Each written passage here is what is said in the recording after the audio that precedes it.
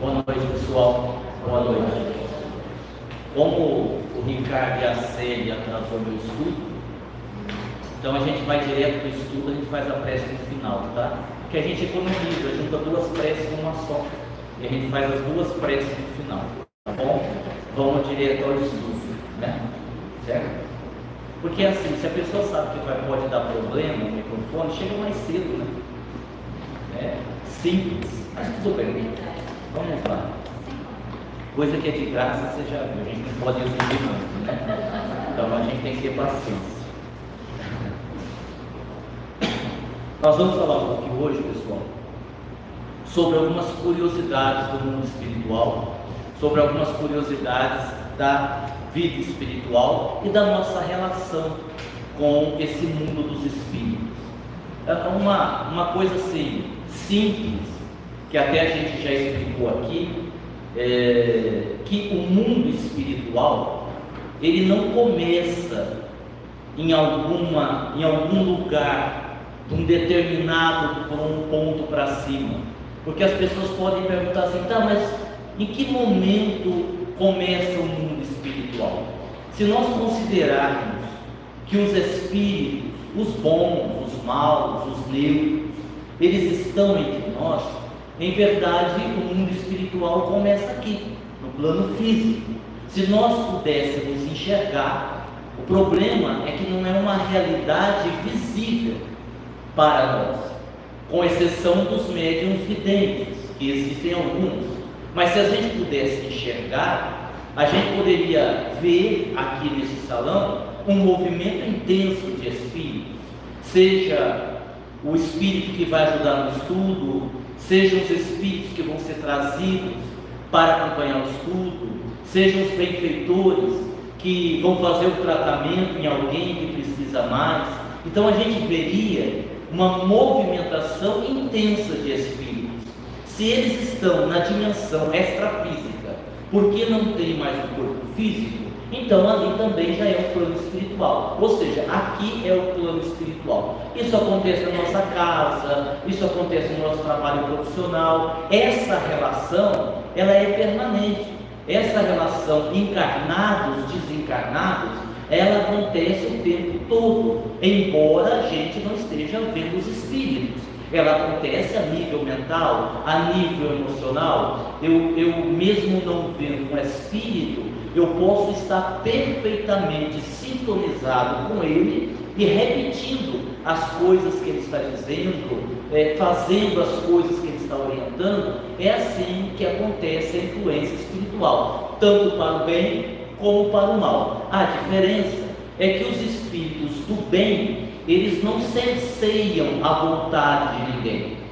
Os espíritos do bem, eles não impõem nada a ninguém, eles convidam, eles sugerem. Os espíritos inferiores tentam impor, tentam cercear, aquela coisa toda que a gente sabe. Essa é a única diferença, mas os espíritos estão aí em toda a parte, tá certo? Vamos lá, primeira pergunta. Podemos bater de frente com o espírito? Bater não é trombar, não, tá? Bater de frente é de brigar, tá?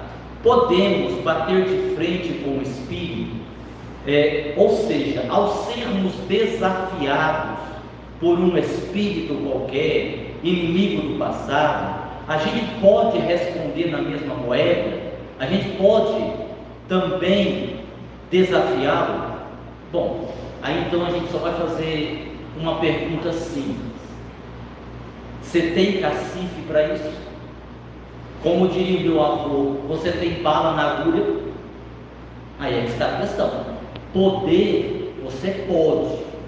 Agora, os espíritos, alguns, eles levam uma vingança, uma perseguição às últimas consequências. Eles vão até o fim. Se você não tem um respaldo moral, se você não tem um respaldo espiritual, eu acho, no mínimo, arriscado você bater de frente com ele. Você peitá-los e dizer, não, aqui você não vai fazer não. Eu vi, isso é uma experiência pessoal, eu vi, porque eu estava na sessão mediúnica, isso há muitos anos atrás, que estava sendo realizado em determinado centro, e se manifestou ali um perseguidor, um obsessor de uma pessoa que estava na reunião. E naquela época, naquele modelo de sessão mediúnica, os dirigentes permitiam que a pessoa conversasse diretamente com o espírito. Então não tinha assim um intermediário. Então se viesse, por exemplo, o obsessor da Célia, e a Célia estava na sessão, ele deixava a Célia falar com o obsessor, né? E foi isso, que é coisa que a gente não permite hoje em dia, né? Porque eles vão sair no tapa, e aí vai dar problema, né? Então isso nunca acontece. Mas como acontecia, a pessoa conversou com o obsessor, e num determinado ponto, ela bateu de frente, porque o obsessor disse que iria destruí-la, e ela disse: eu quero ver se você consegue, você não é capaz.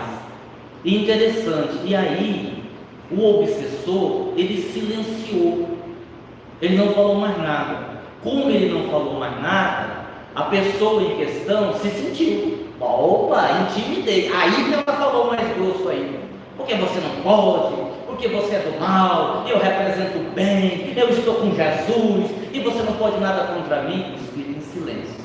No finalzinho, ele só disse assim, antes de se afastar da mente: vamos ver.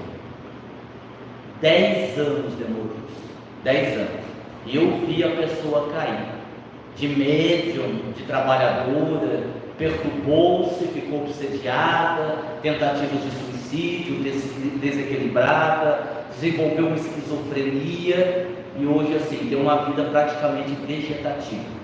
E o espírito demorou 10 anos, mas ele conseguiu. Assim, Agnaldo, mas você dando um estudo e falando um negócio desse, a gente fica com medo do espírito, a gente vai ter medo do espírito. Não é essa a questão. Eu expliquei, não é medo dos espíritos, é receio do que você traz como bagagem. Repetindo, qual é o seu respaldo? Porque para com os espíritos inferiores só tem uma regra, evolução moral. Se qualquer espírito desafiar você, assim, você pensa assim: se você tiver uma condição espiritual bem melhor que do espírito, em termos evolutivos, pode peitar. Pode dizer para ele: você vai embora, os benfeitores vão te levar, está amarrado em nome de Jesus, e leva. Agora, se a sua condição espiritual está ali igual a do espírito, ou um pouquinho menos, você corre e não peita ele não, porque você não vai dar conta, porque a única barreira, a única questão que os espíritos inferiores são obrigados a respeitar é a evolução moral, é a evolução espiritual. Não é conhecimento, não é saber falar, não é dizer: não, eu tenho tantos anos de doutrina, porque eu estudei. Não é nada disso. É a vida praticada no bem, no dia a dia, né? Eu já citei exemplos aqui de pessoas, de espíritos que têm essa condição de encarnados mesmo. Eu tive a felicidade de ir muito cedo para o centro espírita, já que os meus pais eram espíritas, e numa época em que os centros eram nos sítios, ali para a região de Valentim, toda aquela região, tinha muitos centros, nas fazendas e tudo mais, e ele não tinha escolinha, né? Não tinha evangelização infantil. Então assim, meio que na indisciplina, mas era o que eles tinham na época, o adolescente, a criança ficava lá assistindo a sessão, você ficava assistindo. E eu tive a oportunidade de ver pessoas extraordinárias, que assim, o espírito vinha esbravejando, que eu vou quebrar, eu vou destruir, e a médium chegar e dizer assim, batendo o ombro assim, dizer: vem, meu irmão, vamos comigo, que já chega, você já fez demais.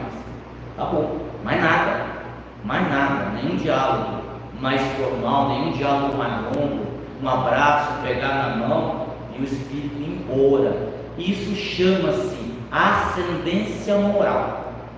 Ascendência moral. E não compra na farmácia, não dá para trazer do Paraguai, não tem na feira, não tem na 25 de março, é construção. Tá certo? Então é assim. Se você encontrar o espírito por aí, você já sabe o que fazer, certo? Você já sabe como é que vai enfrentar. Uma vez, eu não posso falar o nome da pessoa que é parente, aí que você está parente, não dá problema. Uma vez, naquela época daquelas obsessões terríveis, né, que hoje não tem mais, porque os obsessores também evoluíram nas técnicas de obsessão. Era muito comum pessoas incorporarem, cair no chão, se jogar, aquela coisa mais agressiva. Hoje a gente não vê quase mais isso. E teve uma situação bem em frente à casa onde eu morava com os meus pais, assim, que uma moça, né, acho que ela tinha tomado umas e incorporou. Aí um detalhe, o álcool, ele tira naturalmente o autocontrole da pessoa. Então, se uma pessoa estiver, vamos dizer assim, num processo obsessivo, tem ali um espírito, e ela estiver alcoolizada, nem tente tentar ajudar, porque você não vai conseguir. Porque se a pessoa está fora de si por conta do álcool, o espírito não vai se afastar e você não vai ter sucesso na sua tentativa. E acho que a moça tinha tomado um pouco e ela incorporou, e assim, aquela coisa agressiva, e ela estava com a faca. Ela, né, subjugada pelo espírito, ameaçando se matar. Aí veio lá na época o dirigente do centro e um outro trabalhador lá. Era um corredor estreito e a pessoa estava lá no fundo. Aí o dirigente falou assim para o trabalhador: e aí, nós vamos ou não vamos? Ele falou: não, vamos. Aí o dirigente disse assim: você vai na frente? Ele falou: não, você que é o dirigente do centro, você tem que ir na frente, eu vou atrás para dar suporte. E aí o dirigente falou assim: tá, então nós vamos. Se a gente conseguir chegar perto, você segura e eu dou passo. Tá bom. Eu estou lá olhando. Naquela época não tinha celular para filmar, mas daria uma comédia. Eles foram: olha, cômico, né? Se não fosse trágico, seria cômico. Quando eles estavam pertinho, o espírito através da voz fez assim: ó, pum! Rapaz, mas um saiu pisando em cima do outro, caíram os dois no corredor, machucou o braço, esfolou a pele, e o espírito riu. Eu, claro, confessando aqui a vocês, ri junto com o espírito, porque foi muito engraçado, né? Então é assim que funciona. Segunda pergunta: quando nós dormimos, nós saímos do corpo. Tem gente que tem tanto sono que nem o espírito sai, viu? O espírito também dorme. Tem isso também, tem gente que o espírito fica dormindo, é tão preguiçoso, o espírito fica dormindo. Isso acontece naturalmente, sem precisarmos de ajuda, nas nossas andanças pelo mundo dos espíritos? Não, isso não acontece assim não. Aliás, sair do corpo à noite é até perigoso. Para nós, espíritos mais vigilantes, essa saída do corpo para algum trabalho espiritual, para você ir para alguma escola estudar, mesmo que você não lembre, porque tem gente que diz assim: eu acho que quando eu durmo eu não vou para lugar nenhum, porque eu nunca sonho. Mas você ir ter experiências espirituais não tem a ver com você sonhar. São duas coisas diferentes. Você pode não sonhar, você pode sonhar e não lembrar, e você ter tido muitas atividades espirituais. Uma coisa não tem relação com a outra. A pessoa acha que eu nunca sonho. Sai do corpo, sim. Agora sim, nós somos invigilantes. Para início de conversa, os espíritos dizem que há uma camada de poluição mental muito grande envolvendo a Terra, que são os pensamentos negativos, ruins, pessimistas dos encarnados.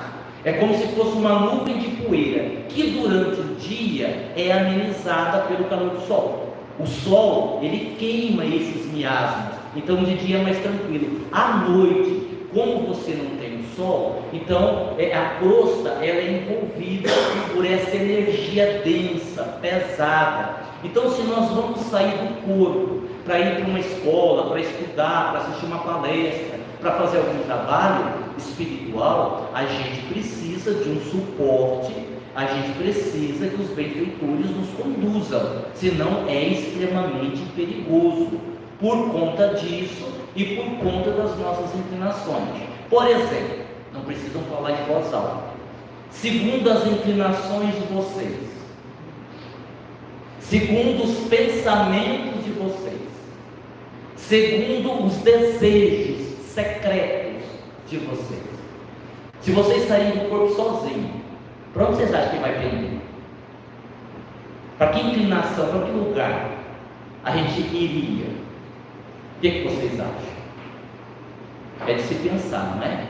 É de se pensar. Então, finalizando a resposta, a gente precisa sim de um suporte e tudo mais. Os espíritos inferiores, eles têm o poder de ideoplastia. A ideoplastia significa que os espíritos, os bons também, eles conseguem projetar situações que podem causar medo. Então, por exemplo, eu vou dormir, aí eu tenho um obsessor, que claro me odeia, é meu obsessor, e eu sou católico. O que esse obsessor vai fazer? Ele vai, através da ideoplastia, alterar o seu perispírito. E como é que ele vai aparecer para mim? Como o diabo, com chifre, com rabo, soltando fogo pelas ventas, e eu vou me matar de medo. Por quê? Porque essa é a concepção que eu tenho. Vamos pegar um outro exemplo. Sair do corpo, só que dessa vez eu vou encontrar um benfeitor, um espírito amigo, um espírito do bem, mas eu tenho a formação católica. Como é que eu vou enxergar ele? Como um santo da igreja, ou como um anjo, com asas, com auréola e tudo mais. Não, mas não é assim. Sim, mas é o que está na minha mente, é a minha construção íntima. A gente já estudou isso e a gente sabe que o que a gente enxerga é a questão da interpretação. Vocês já viram aquela pastora, inclusive vou recomendar para quem ainda não assistiu, a pastora Nadir. Já viu, Sério, a pastora Nadir? Ela é ótima. Ela fala em nome de Deus, ela encontra com Deus todo dia. Então ela explica que se depilar vai para o inferno, se usar calça jeans, é verdade, vai para o inferno, se tirar a sobrancelha, um monte de gente vai para o inferno. Vocês assistem lá, digita lá, pastora Nadir, né? E assim, eu estou brincando, mas é uma coisa séria. Eu estava assistindo outro dia ela falar, aí o pessoal fica fazendo chacota com ela, porque ela é uma senhora muito engraçada, né? E ela usa essas expressões. E ela dizia assim: porque eu conversei com Deus, e Deus me arrebatou até o céu, e o céu é muito bonito. Lá no céu tem casas lindas. Lá no céu as casas não têm portões, porque lá não tem ladrão. O céu é maravilhoso. Ora, provavelmente ela é uma média de desdobramento. E esse céu que ela se refere é o quê? É uma cidade espiritual. Como ela não tem uma formação espírita e não tem esse conhecimento, na visão dela como evangélica, ela está onde? No céu.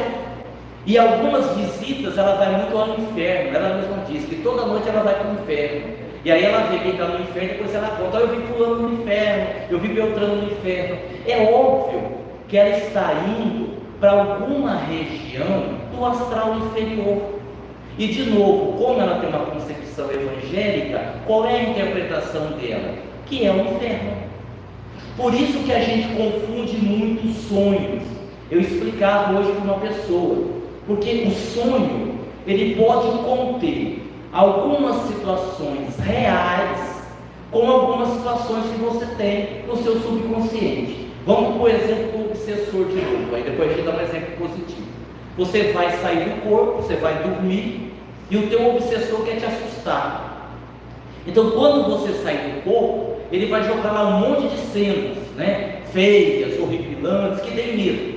Só que você, antes de dormir, estava assistindo um filme de terror, né? Sei lá, vou falar do filme de terror da minha época, né? Sexta-feira 13, Fred Krueger, lembra do Fred? Aquele outro lá da Serra Elétrica, como é que chama ele? O Jason, isso, obrigado, Jason, né? Que era assustador o Jason, né? E você ficou até 1h da manhã assistindo um filme de terror. Quando você sair do corpo, está lá seu obsessor, ele vai jogar as imagens negativas. É o obsessor, é real, ele está projetando em você. E no meio das imagens negativas você vai ver o Jason, você vai ver o Fred, você vai ver uma serra elétrica. Isso daí, essa parte do sonho é projeção do inconsciente. É o efeito do que você assistiu antes de dormir, misturado com o que é real, o resto das coisas. Olha que coisa interessante, que é a interpretação. Eu sonho, vamos imaginar, a minha esposa morreu, e assim, ela me amava muito, eu amava muito, era um amor maravilhoso. Aí eu dormi, estou lá no plano espiritual assistindo uma palestra. Aí surge quem? A minha bisavó, que eu nem lembrava dela. Ela morreu, não tinha nem nascido ainda, mas ela me ama, tem um laço comigo. Essa bisavó aparece, me abraça apertado. Ai, como eu te amo, você não me conheceu, mas eu te amo. Voltei ao corpo, acordei. Provavelmente eu vou dizer assim: nossa, acordei com uma sensação boa, estava num lugar legal, nossa, eu senti um abraço. Ah, certeza, é meu esposo que me abraçou. Pronto, essa parte do sonho é da tua cabeça. A outra parte é verdadeira, só que você não identificou quem é. Como você não tem a lembrança da sua bisavó, aquele rosto não lhe é comum, o que vai ficar na imagem? A esposa, foi a esposa que me abraçou, e na verdade não foi. Então, sonhos têm essa situação. Aí alguém vai dizer assim: ah, Aguinaldo, mas poderia a gente ter sonhos mais lúcidos, né? A gente poderia lembrar com mais clareza, a gente poderia saber o que é a projeção do inconsciente, o que é real, o que é espiritual. Então, mas a gente não faz para merecer isso, não. A gente não estuda para isso, a gente não se conhece para isso, a gente não se dedica para isso. E nós sabemos que nada cai do céu, ou você faz por merecer, ou o processo não vai acontecer. Então isso não depende dos espíritos, depende de nós, da nossa lucidez, da nossa atuação. Entendeu? É mais ou menos assim. Continuando. É fantástico, tem uns exemplos que a gente não esquece, né? Tem umas coisas que às vezes a gente é até repetitivo, mas tem umas pessoas que, em termos de fenômeno e de evolução moral, são fantásticas, porque não adianta você ter uma mediunidade extraordinária. Se você não tiver o suporte espiritual, você vai cair logo na frente. Ah, eu sou vidente, eu sou audiente, eu saio do corpo, eu vejo espírito, a mediunidade em mim é maravilhosa, mas eu cobro para atender R$100 a consulta.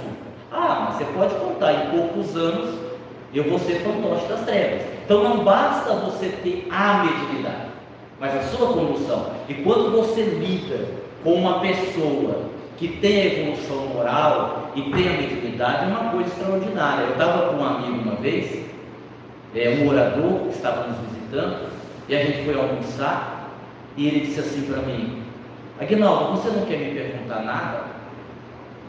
Eu disse: eu não. Mas você tem certeza que você não quer me fazer uma pergunta sobre apometria? Que na época eu ia fazer um seminário sobre apometria, o que acabou não acontecendo. Seria um seminário em São Paulo, aí veio a Covid, eles cancelaram o evento.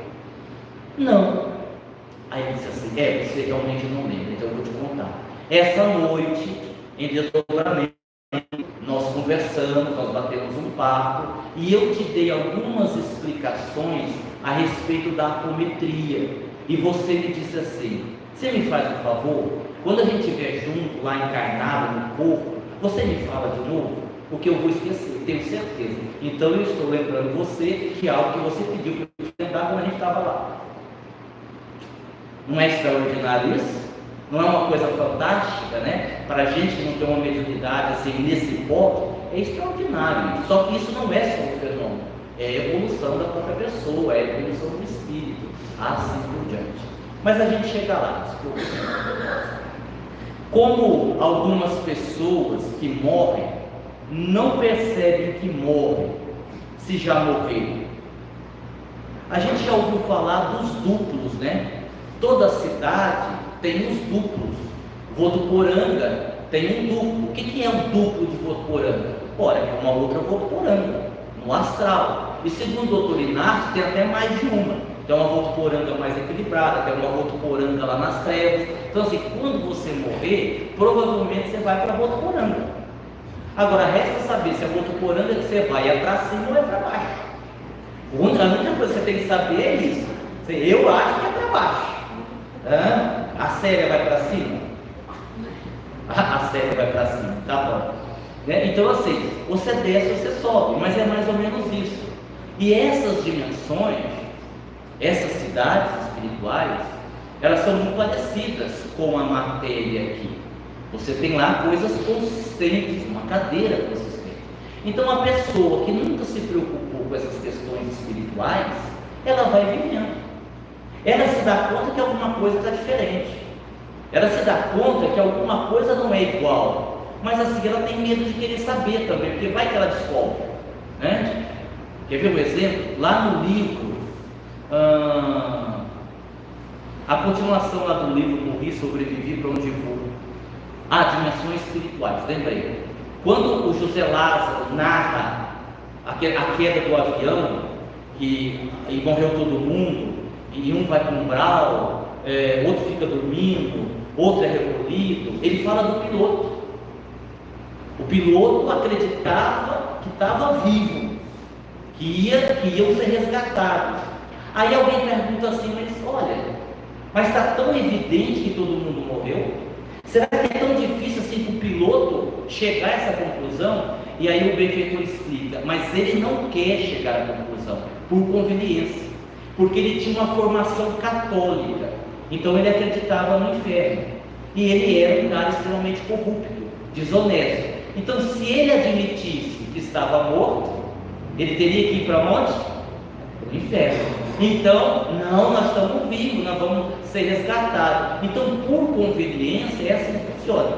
Há outros casos, quem lê o livro Psicoterapia do Além, vai ver que tem o caso lá de um mendigo, né? Não é isso? Ele sabia que estava desencarnado. Ele morava lá nos casetes, como se fosse uma favela aqui do nosso plano físico, e ele simplesmente não queria evoluir, estava lá. Né? E aí vai lá o Dr. Fred, tenta conversar com ele, tenta convencê-lo a sair daquela situação, e diz, não, eu quero ficar aqui, não vou e deixa eu aqui.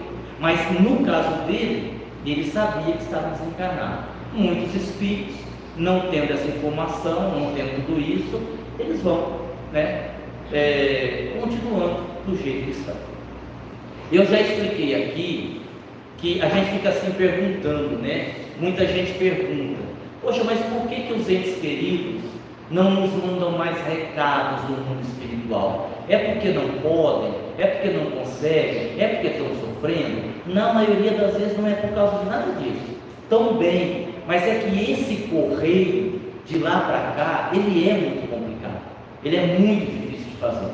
Os médiums, as inseguranças, tudo isso pesa muito na hora do processo. Então, é por isso que isso não acontece. Tem os espíritos que se distanciam da Terra? Tem. Eu me lembro que o Dr. Inácio, ele conta um exemplo muito interessante das psicografias lá do Pedro e Paulo, que eu ia sempre, eu convivi muito com a Domingas. A Domingas é o espírito que escreve também através de Carlos Bacelli, porque toda vez que eu ia a Uberaba, eu ficava lá com ela para fazer o comentário do Evangelho. Então a gente sim, teve uma boa vivência com a Domingas. E nas psicografias teve uma situação que estava lá 2 filhos solicitando a mensagem do pai. E vocês sabem que os benfeitores vão organizando, né? Por isso que as pessoas, quando você vai em busca de uma carta consoladora, de uma psicografia, geralmente é assim, você conversa com o médium, é uma conversa rápida, você dá o nome, eu queria uma mensagem da minha mãe, morreu em tal ano, num acidente assim, muito obrigado, me dá aqui o papelzinho, o médium deixa ali, porque nessa hora da entrevista, os benfeitores que cuidam do trabalho vão fazer as avaliações, quem pode vir, se está em condição de vir, se vai escrever aquele dia e tal. E o caso dos 2 filhos, foi um caso que foi separado do pai da comunicação. Só que aí olha que interessante, os benfeitores têm que achar o espírito. Vocês já pararam para pensar? Mas não, tem que achar. Onde é que está o espírito? Está no umbral? Está numa colônia? Não, está numa colônia. Qual colônia? Ele morreu no Paraguai. Então, mas será que ele está na dimensão espiritual do Paraguai? Ou ele veio aqui para o Brasil? Onde que está? Tem que procurar. E eles localizaram o pai dos 2 filhos Ele estava numa colônia espiritual, trabalhando como jardineiro, que era a profissão dele aqui na terra. Quando ele desencarnou e melhorou, deram para ele o mesmo serviço. Então ele estava cuidando do jardim da colônia. Os benfeitores chegaram, disseram, explicaram mais ou menos para ele: olha, estão tendo lá a carta consoladora, foi autorizado, o senhor pode ir para escrever a mensagem, vamos? Ele disse assim: eu não.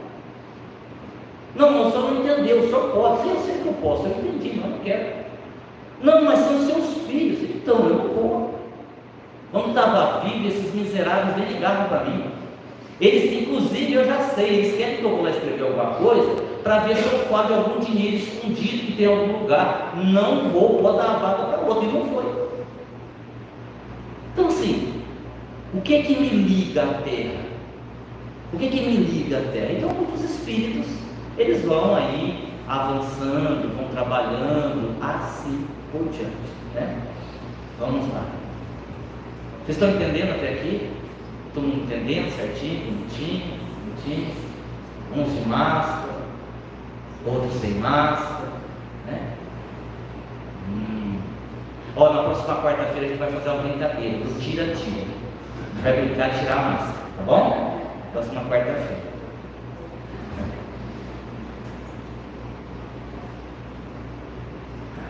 Porque há uma dificuldade em mostrar ao materialista, após a morte, que a vida continua. Ora, pelo condicionamento. A nossa mente nos condiciona, é o que nós dissemos ainda há pouco. Nós estamos condicionados a acreditar naquilo. É como se fosse uma fixação mental. É por isso que alguns materialistas acabam enlouquecendo lá de lá. Imagine só, você passar uma vida inteira acreditando que a morte é o fim e de repente você morrer e acordar lá do outro lado vivo. Como é que é isso para o materialista? É a mesma coisa de uma pessoa que deu dízimo, que deu dinheiro, que tem certeza que o pedaço do céu está garantido e quando desencarna não tem céu.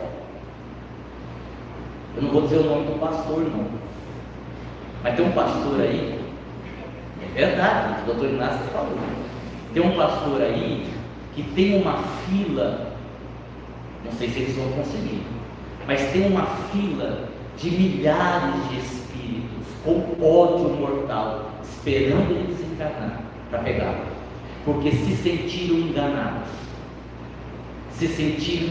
Aquilo que foi divulgado, aquilo que foi feita a propaganda, que ganhariam o reino do céu, desencarnaram e não ganharam. E eles foram tomados de ódio, estão esperando ele desencarnar para pegá-lo. Eu acho bem feito. Não estou dizendo que isso acontece com todo pastor, né? Não estou dizendo isso. Mas aí a gente volta para aquela questão. Lembra aquela música? Você é responsável por quem você cativa? Lembra então? Você é responsável por aquilo que você fala. Se eu estou na condição de liderança espiritual e eu estou dando um estudo para vocês, eu estou dirigindo essa casa, tudo que eu ensino, seja no coletivo, seja individual, eu assumo responsabilidade. Essa é a responsabilidade de quem está à frente, do pastor, do padre, do dirigente espírita, seja de quem for. Da mesma forma que um presidente da república, ele assume os compromissos daquilo que fez mal feito coletivamente, e ele vai ter que responder por isso. É a mesma coisa quem espiritualmente está na condição de liderança. Não tem como você se furtar isso, não tem como, porque, e assim, eu tenho essa experiência até de consultório.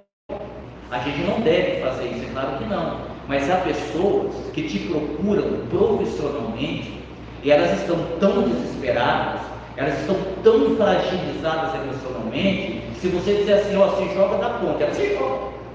Ela se joga, porque ela está tão sem esperança, o que você disser para ela fazer, ela vai fazer. Então, olha só o tamanho da responsabilidade que você assume. Eu dei o exemplo do pastor, nenhuma crítica direta à igreja evangélica, porque isso serve para os dirigentes espíritas também, isso serve para os padres, isso serve para todo mundo.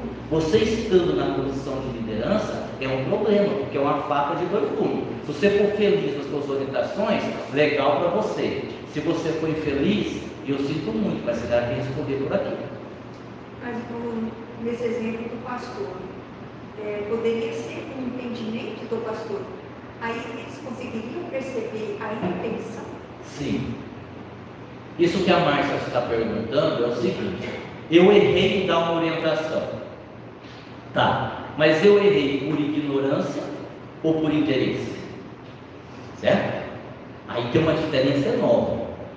Porque quando você erra por ignorância, embora você seja responsável, porque se você é ignorante e não dava para fazer o que fez, não se metesse a fazer. Então você é responsável, ok? É só responder. Aí eu quero ser dirigente do caminho da massa. Aí eu não tenho muito conhecimento, eu não gosto muito de ler, mas eu vou ser dirigente, eu quero ser. Aí eu vou falar um monte de bobagem, por ignorância. Eu sou responsável, mas pela minha ignorância. Agora, se eu sei e eu manipulo porque eu tenho interesses, aí, e às vezes é coisa pequena, quer ver? Vamos imaginar, é a nossa palestra de sexta-feira. Mas Aguinaldo, mas sexta-feira é um dia ruim, sexta-feira é final de semana, eu estou cansado, eu quero ficar em casa, eu acho que eu vou passar a nossa palestra para quinta, que a sexta está liberada, eu quero. Aí eu chego aqui e digo assim para vocês, pessoal, olha, a espiritualidade, mandou dizer, Dr. Klaus falou que é para passar a palestra para quinta-feira. Cara, ferrou. Por quê? Porque eu estou sendo desonesto. Mas por que eu estou dizendo que o Klaus é que diz? Claro, porque a palavra do Klaus tem mais peso, é lógico. O que o Aguinaldo fala tem um peso. O que o Dr. Klaus fala, a Dona Benedita fala, o Sr. José Moraes fala, tem outro peso. Eles são dirigentes espirituais. E eu me aproveitando disso, como eu tenho interesse, eu vou dizer, olha, foi o Dr. Klaus que falou. E aí? Olha o problemão que eu estou arrumando para mim. Né? Então, isso que a Márcia perguntou é muito importante. Eu não tinha conhecimento, falei bobagem por causa da minha ignorância, ou eu sabia sempre o que eu estava dizendo, só que eu ia ganhar alguma coisa com aquilo, e aí então eu disse que aquilo era daquele jeito, certo? Então a gente sabe que no caso de pastores, de padres, de dirigentes espíritas, tem os dois lados. Mas aí o espírito que está lá do lado talvez não consiga identificar. Mas aí, quem errou por ignorância pode ter, ao desencarnar, uma proteção imediata. E aí, mesmo que os espíritos estão lá esperando, não saibam disso, ele é protegido e os benfeitores não vão deixar. Né? Porque aí ele tem lá a sua moral, porque tem gente que é assim, tem gente que faz as coisas na simplicidade. Eu visito muitas casas espíritas, cara, eu vejo muita coisa sendo feita errada, muita coisa, mas mesmo assim tem muita coisa boa sendo feita. Não é porque uma coisa está acontecendo errado que o trabalho não presta. Às vezes você olha e diz assim, puxa vida, mas aqui, isso aqui não podia ser assim, isso aqui não podia.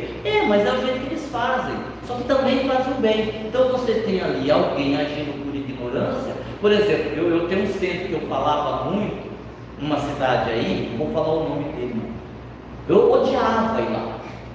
O centro era legal, pessoas boas, mas me chamavam para falar lá que dia que tinha passe animal. Aí você ia fazer a palestra, aí o cachorro latia, o gato miava, o periquito fazia barulho, o papagaio falava, aí o cachorro daqui cismava com o gato daqui, aí o cachorro começava de verdade, juro, e você fazendo palestra. E você diz assim, gente, pelo amor de Deus, né? As pessoas estavam assistindo a palestra, não é que você falava para os animais, não. Só que elas estavam com os animais no colo, porque o passe dos animais era depois da palestra. Então as pessoas vinham, como vocês estão aqui, cada um carregando seu animal no colo. Tem condição de um negócio desse? Você fazia a palestra, claro que os animais mais bravos tinham que ir com focinheira, tinha todo esse cuidado, né? Não era assim, né? Assim, tudo com segurança. Mas você fazer uma palestra, rapaz, não dá, para mim não dá.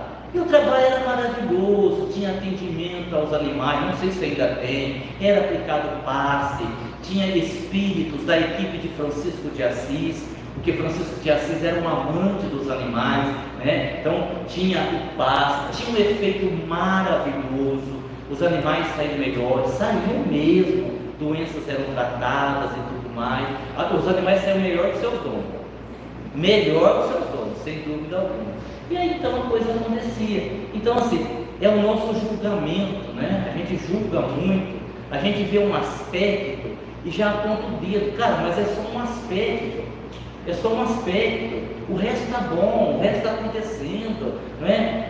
Às vezes você recebe críticas, e às vezes são críticas injustas, né, de pessoas, não de trabalhadores, de frequentadores mesmo. Pô, eu fui lá no claustro terça-feira, mas aconteceu uma coisa errada lá, né, passaram na minha frente, demoraram para me atender, a pessoa foi ríspida comigo. Ah, tudo bem, vamos corrigir os erros, tudo bem. Mas, cara, tem tanta coisa boa para você olhar também, né? Demorou para atender, tem um pouquinho de paciência.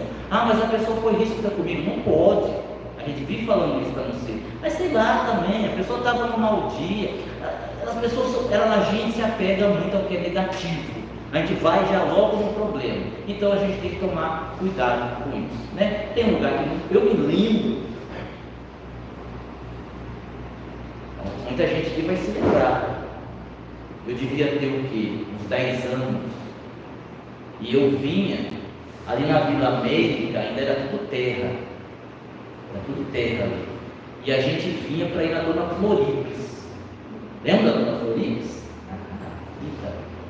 Ela fazia tudo que o Espiritismo recomendava. Ela atendia em casa, que já está errado, no fundo do quintal, numa salinha, incorporava o irmão Mariano, né? Ele falava glória a Deus nas alturas e paz aos homens de boa vontade na terra. Ele sempre se comunicava assim. Tomava aquela fila, 100 pessoas, 120. Quantas orientações maravilhosas. Ela está viva até hoje, ela está viva. Eu, de vez em quando passo, por dia eu passo parei, ela estava lá sentada no bem, já está velhinha, bem doente. Nossa, cara, eu fui ali várias vezes, tive orientações maravilhosas, orientações fantásticas. Era o irmão Mariano, fazia um atendimento fantástico. Não era no modelo que a gente preza hoje, mas tinha coisas maravilhosas ali. Então a gente tem que tomar muito cuidado com isso, tá certo? A última pergunta, porque o nosso horário já está avançado.